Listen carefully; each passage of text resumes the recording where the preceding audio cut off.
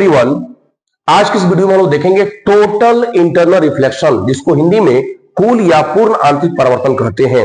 यह video 12th board के साथ साथ जितने भी टेक्निकल एग्जाम होते हैं जैसे आईआईटी, नीट और अदर एग्जामिनेशन, रेलवे वगैरह में जो टेक्नीशियन एग्जाम होते हैं उस सबके लिए फायदेमंद होगा, हर पर्सन के लिए फायदेमंद होगा। मैं समझाता हूं बहुत ढंग से, आप उस चीज को थोड़ा ध्यान से देखिएगा, समझिएगा।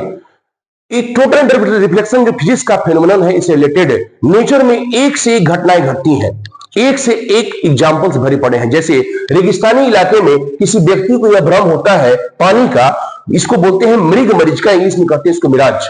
हम प्यासे जंतु या प्यासे व्यक्ति को जो है दूर से ऐसा लगता है उसको किसी पेड़ का उल्टा इमेज अपीयर होता है या उसको भ्रम होता है उल्टा इमेज का, जिसके कारण उसको पानी का वहां भ्रम होता है, वहां पहुंचता है तो पानी नहीं बल्कि उसको बालू मिलता है। इसी प्रकार की अन्य घटनाएं, जैसे आप हीरे का बहुत ज्यादा चमकीला होना, इसके अलावे आप जानते होंगे ऑप्टिकल फाइबर के बारे में, जो जिसका वर्क जो है इसी घटना पर आधारित है। तो पहले हम लोग समझते हैं कि घटना क्या है। इसको समझने के लिए सबसे पहले आपको समझना पड़ेगा क्रांति कोण।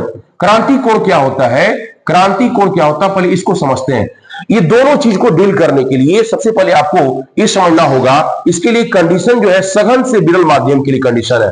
ये विरल से सघन के लिए फेनोमेनन नहीं है, बल्कि सघन से विरल। दिमाग में रखना इस बात को कि सघन से विरल के लिए इन घटनाओं का हम लोग व्याख्या करते हैं, एक्सप्लेनेशन करते हैं। कभी भी विरल से सघन के लिए नहीं, मतलब denser medium to rare medium. सबसे पहले हम लोग एक लाइट रे पर काउंटर करते हैं। जैसे मान लीजिए रेगिस्तानी इलाके में जो घटना घटती है मृग मरीचिका का, वहां पर हवा जो बालू के संपर्क में होता है, बालू सबसे पहले बहुत ज्यादा अधिक तप जाता है।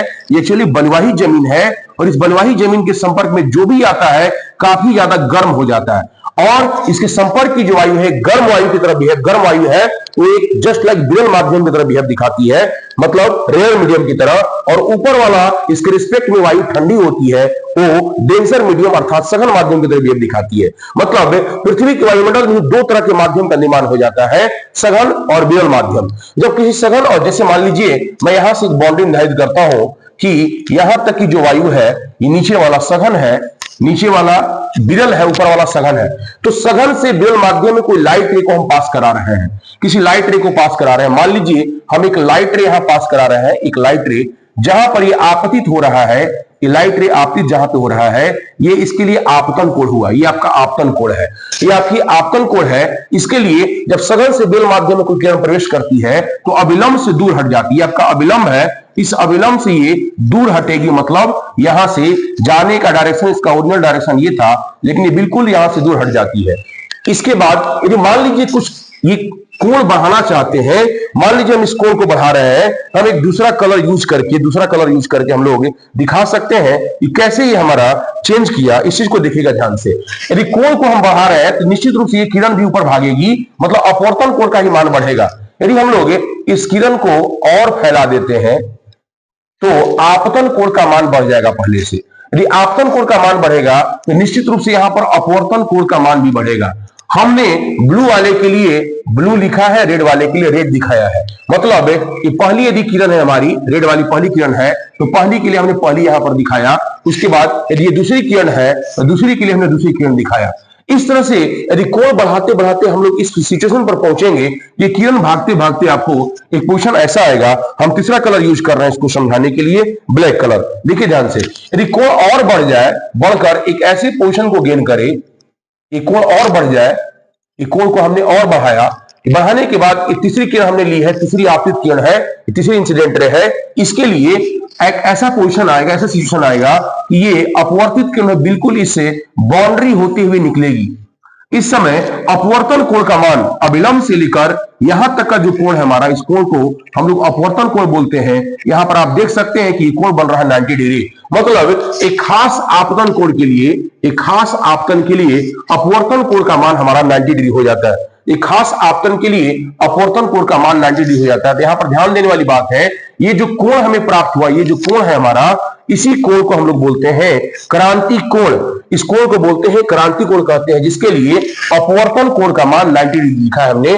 तीसरे किरण के लिए हमने यहां तीसरा दिखाया है, तीसरे के लिए तीसरा दिखाया है। मतलब एक खास आपतन कोण जिसके लिए अपवर्तन कोण का मान 90 डिग्री हो जाए, उस कोण को हम लोग बोलते हैं क्रांति कोण। यही कोण हमारा क्रांति कोण है। इसके बाद का जरा फिर हम देखिएगा, हमने कहा कि दोनों घटनाओं को हम लोग डील करते हैं, क्रांति कोण हो चाहे कुल आंतरिक परिवर्तन हो, दोनों घटनाओं को डील करते हैं सघन से विरल माध्यम के लिए, मतलब डेंसर टू रेयर मीडियम के लिए। कभी भी हम लोग रेयर टू डेंसर मीडियम के लिए इन घटनाओं की एक्सप्लेनेशन नहीं कर सकते हैं। इसके बाद हम लोग इसके बाद की घटना थोड़ा देखते हैं। कलर मैं फिर चेंज करता हूं, थोड़ा सा देखिएगा ध्यान से आप लोग कि हमारा इसके बाद कौन सी घटना घट रही है। देखिए ध्यान से आप लोग कि देखो बाबू, यदि हम इस कोण को और बढ़ाएं, इस कोण को और बढ़ाएं, इस कोण को और बढ़ाएं, तो हमारा आपतन कोण का मान और बढ़ेगा। आपतन कोण का मान हमारा और बढ़ गया। ये चौथी किरण हमने ली। ये किरण जो है, इस किरण के लिए आपतन कोण का जो मान है क्रांति कोण से हमारा बढ़ गया, आईसी से बढ़ गया। ये आईसी हमारा क्रांति कोण था, आईसी से हमने इस कोण का मान बढ़ाया।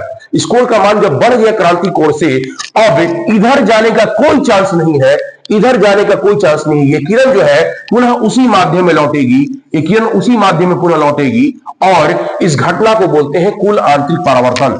कुल आंतरिक परावर्तन या टोटल इंटरनल रिफ्लेक्शन, जैसे कि हमने दिखाया है, यही घटना है आपको कुल आंतरिक परावर्तन का